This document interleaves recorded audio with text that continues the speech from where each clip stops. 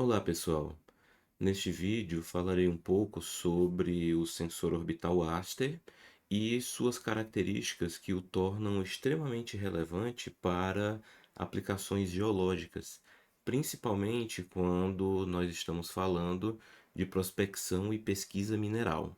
Tá? Falando um pouco sobre as características do sensor em si, eu passarei aqui por alguns conteúdos cujos links estarão na descrição do vídeo para que vocês visitem os sites, se aprofundem mais acerca de seus conteúdos. O Aster, ele é um dos 5 instrumentos que estão a bordo, embarcados, né, no satélite Terra. Tá? Satélite Terra é uma iniciativa da NASA, onde eles acoplaram essa série de sensores, cada um tem uma característica, certo? Temos aqui o MODES, por exemplo, que ele é um sensor remoto, assim como o Aster, só que ele possui uma resolução mais moderada. Ele apresenta resoluções de chegando até cerca de 1 quilômetro. Então ele é voltado para estudos mais regionais, estudos de climatologia, monitoramento de tempo. Tá? Já outros sensores, como o Ceres, eles estão focados na parte de estudo de nuvens e de radiância do sistema Terra. Tá? Temos sensores também voltados para espectroradiometria, tá? E o sensor Aster propriamente dito. Tá? O sensor Aster, ele é um sensor multiespectral, assim como outros sensores já notadamente conhecidos como os da série Landsat, o Sentinel-2, tá? Dentre outros. Só que ele tem uma característica muito interessante. Tá? Vou passar aqui por alguns conteúdos. E este é um quadro comparativo que eu gosto sempre de mostrar quando eu estou falando das características dos sensores remotos orbitais. Vejam as tradicionais mais conhecidas séries, né? Landsat e Sentinel-2. Aqui Landsat representado pelo Landsat 8 e o Landsat 7 e seus respectivos sensores, seja os sensores ópticos ou os que trabalham na região do termal. Qual é a característica que existe entre eles? Em geral, os dados multiespectrais Landsat e Sentinel, eles possuem as bandas no VNIR, né? No infravermelho próximo e no infravermelho de ondas curtas, sendo que o Sentinel-2 tem um incremento das bandas do infravermelho de borda, muito interessante para estudos ambientais e de vegetação. Ambos possuem as bandas situadas na região do SUIR 1 e SUIR 2, ou seja, infravermelho de ondas curtas 1, mais ou menos nessa região de 1400 a 1800 nanômetros, e a região do SUIR 2, infravermelho de ondas curtas 2, mais ou menos nesta segunda região, 1900 a 2400 nanômetros. Sentinel-2 não possui bandas termais. Landsat 8 já possui duas bandas termais no seu sensor TIRS, um avanço em relação ao ETM Plus do Landsat 7. Porém, vejam o que é que acontece na região do infravermelho de ondas curtas, principalmente essa segunda parte. Ambos, Sentinel-2 e Landsat, possuem apenas uma banda relativamente larga, com limites mais ou menos parecidos.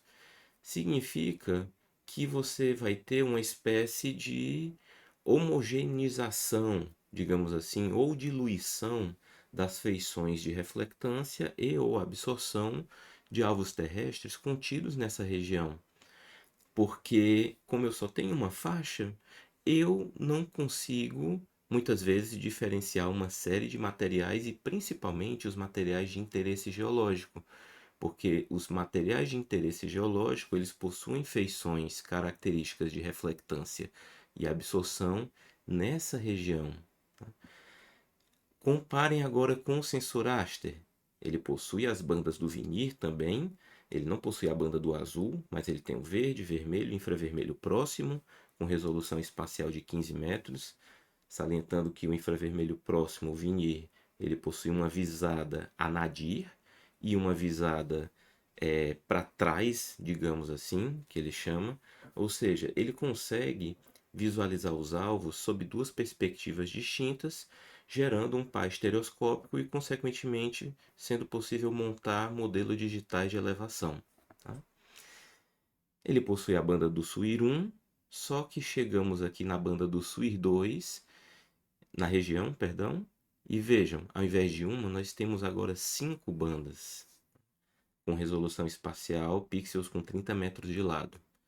E incremento também na região do termal. Ao invés de uma ou duas bandas, nós temos agora 5 bandas termais e principalmente também essa primeira regiãozinha aqui do termal, que era ausente nos dados da série Landsat. Certo, mas o que é que isso daqui ajuda a gente nos estudos geológicos? Tá? Recorrerei aqui a um artigo relevante, clássico, da literatura geocientífica, que é esse artigo de Sabins, em 1999, de sensoriamento remoto para exploração mineral. Colocarei o link também na descrição do vídeo. É um artigo que está aberto para acesso. Tá?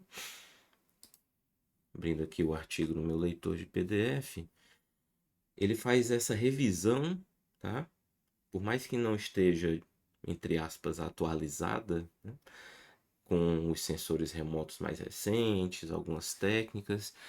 De modo clássico, o que é relevante de nós conhecermos no saber científico do sensoriamento remoto está contido aqui.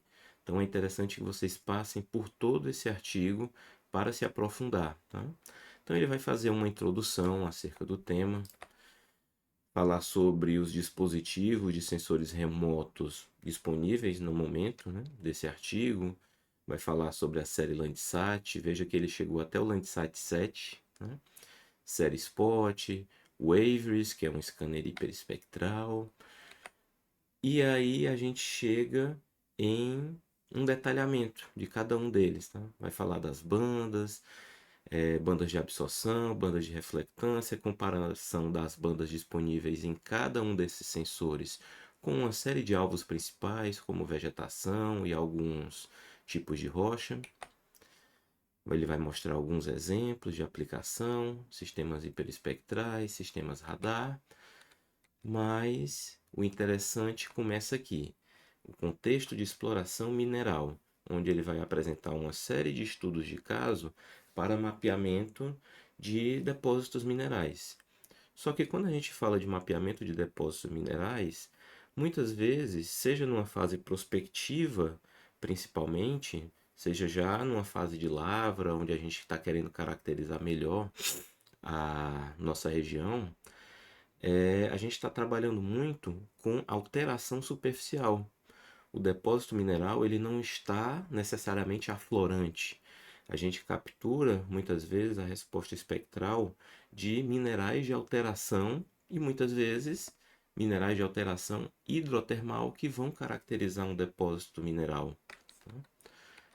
Então, perpassando por alguns trabalhos, ele faz essa compilação de trabalhos relevantes que aplicaram sensores remotos orbitais para caracterização destes depósitos. E aí a gente chega nesse quadro que eu acho interessante de mostrar. Vejam a limitação que nós possuímos quando trabalhamos, aqui nesse caso, com o sensor TM Landsat 5, mas relembrando, as bandas elas estão mais ou menos posicionadas naqueles comprimentos de onda, né, que a gente já viu naquele quadro anterior. Banda 5 é a região do SUIR 1, banda 7 é a região do SUIR 2.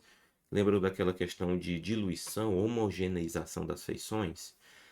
Quando a gente está trabalhando com mapeamento de depósitos minerais, estou trabalhando com mapeamento de minerais de alteração hidrotermal, logo eu estou trabalhando muito com mapeamento de argilominerais e zonas de alteração. Conseguindo mapear, discretizar esses argilominerais, eu vou conseguir discretizar, descrever melhor a zonação do meu depósito. onde ele possivelmente está mais enriquecido, subsidiando assim tomada de decisões como, por exemplo, onde é que eu vou fazer uma sondagem, onde é que eu vou fazer uma campanha de amostragem geoquímica para a espacialização desses dados, onde é que eu vou cavar uma trincheira para fazer uma análise. Então, veja que o sensoramento remoto ele é importante nessa fase prospectiva, inclusive aliada e associada à geofísica para uma melhor tomada de decisão, tá? Percebam esses argilominerais e seus comportamentos espectrais típicos: caulinita, montemorilonita, ilita e alunita. Eles possuem na região do SUIR 1 um pico de reflectância, ok? E na região do SUIR 2 eles possuem cada qual características distintas de absorção seletiva em função de sua estrutura cristalográfica, de sua química mineral. Muitas vezes a gente está tentando identificar alvos pela reflectância, mas as feições de absorção são as que definem as características daquele material de interesse geológico. Eu tenho que identificar minhas feições pela absorção, pois a química mineral, a estrutura cristalina do alvo, está sendo representada por essas feições, por esses picos, por essas calhas, tá? Caulinita, por exemplo, é bem típica, característica, esse pico duplo, né? Essa calha dupla de absorção. É uma assinatura bem distinta. Agora vejam o seguinte: todos esses argilominerais possuem absorção nessa região. Só que vejam que a diferença em comprimento de onda desses picos mais proeminentes de absorção, ele varia. A gente tem aqui a caulinita. Vejam aqui, por exemplo, a alunita. Existe um deslocamento dessa feição, tá? Existe um deslocamento na feição da ilita, da montemorilonita também. E eu possuo, nestes espectros, além desses picos de absorção, picos de reflectância. Ora, retornando ao nosso gráfico anterior, se todas aquelas feições de absorção estão contidas nessa mesma região, eu não vou conseguir distinguir qual fase mineral está tipicamente relacionada a essa banda. Tudo bem, eu posso fazer um processamento de realce de argilominerais. Uma razão típica geralmente é dividindo a banda do SUIR 1 pela banda do SUIR 2. Ok, só que eu não vou ser capaz de discretizar, né, de descrever qual é o mineral. Eu estou aqui trabalhando, por exemplo, numa zona mais com caulinita, mais com ilita, mais com montemorilonita, por exemplo. Agora, com a introdução dessa série de bandas, eu consigo aí sim fazer um processamento direcionado, selecionando feições de absorção e reflectância que estão contidas aqui dentro de todo esse intervalo que antes era homogeneizado por uma única banda, seja na série Landsat, seja na Sentinel-2, agora eu consigo através dessas bandas, ok? Eu posso fazer um processamento, por exemplo, ao invés de fazer uma razão dessa banda por essa toda, para distinção de caulinita, eu posso selecionar a banda Aster, que está posicionada exatamente no pico de absorção da caulinita. Posso ser ainda mais direcionado para não misturar com os outros argilominerais. Ao invés de dividir essa região do SUIR 1 pela banda de absorção da caulinita do sensor Aster, eu vou selecionar no sensor Aster, na região do SUIR 2, a banda referente a esse pequeno pico aqui de reflectância, dividindo ele pela banda de absorção. Então, vejam como a gente consegue incrementar as nossas análises. Não é um dado hiperespectral, que seria o mais desejável, né, no mundo ideal, onde nós teríamos ali uma faixa muito estreita de banda, onde nós posicionaríamos exatamente essa feição de reflectância e essa feição de absorção, mas o sensor Aster já nos ajuda com esse grande incremento. Tá? Avançando aqui um pouquinho no artigo, ele vai falar sobre algumas feições, algumas razões de banda que podem ser utilizadas, tá?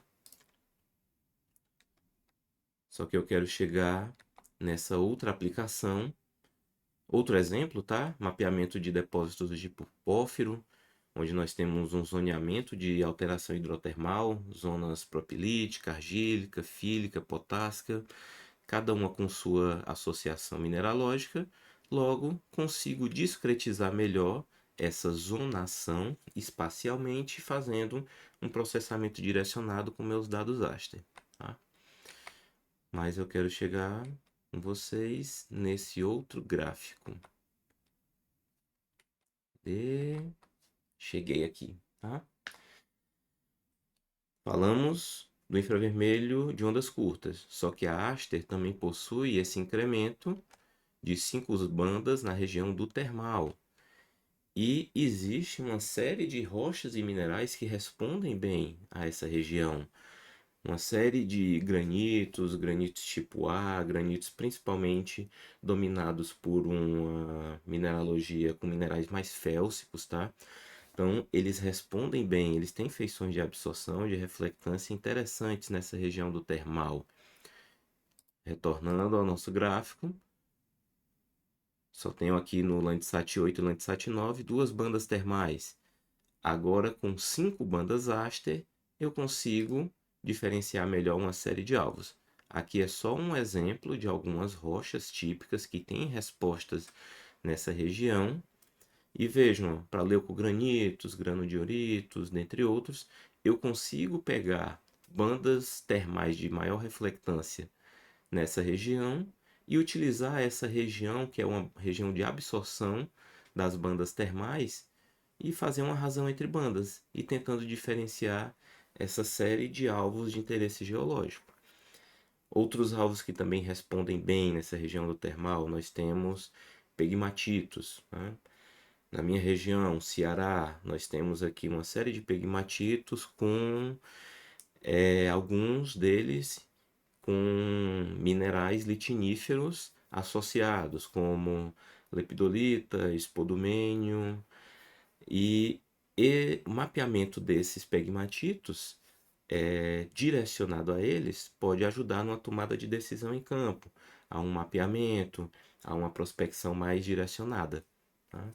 Então, pegmatitos conseguem ser bem realçados também com essas bandas termais. Ok? Então, a gente finaliza esse conteúdo falando um pouquinho sobre o sensor Aster. Tá? Colocarei esses links para vocês na descrição do vídeo, desde o que é falando um pouco sobre o sensor Aster, sobre o satélite Terra.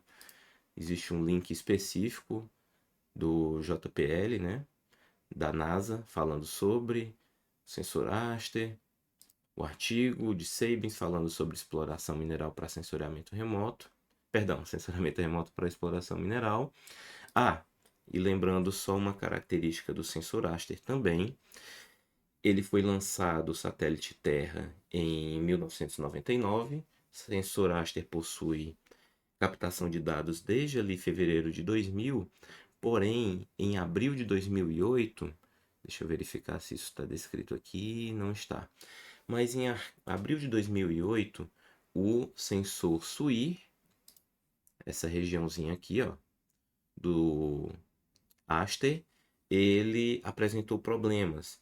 E desde então, as imagens estão muito saturadas e apresentando faixas de erro.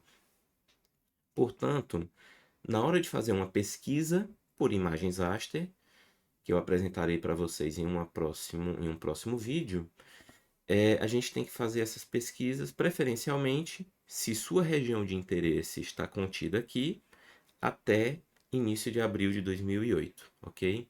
Se não, se o vinir e o termal já lhe ajuda, você pode fugir dessa limitação temporal, tá? Obrigado pela atenção, pessoal, e fica o espaço também nos comentários para dúvidas. Quem quiser também solicitar um conteúdo, um vídeo um tema que eu possa gravar esse conteúdo para vocês, fiquem à vontade para fazer essa solicitação nos comentários, tá? Obrigado.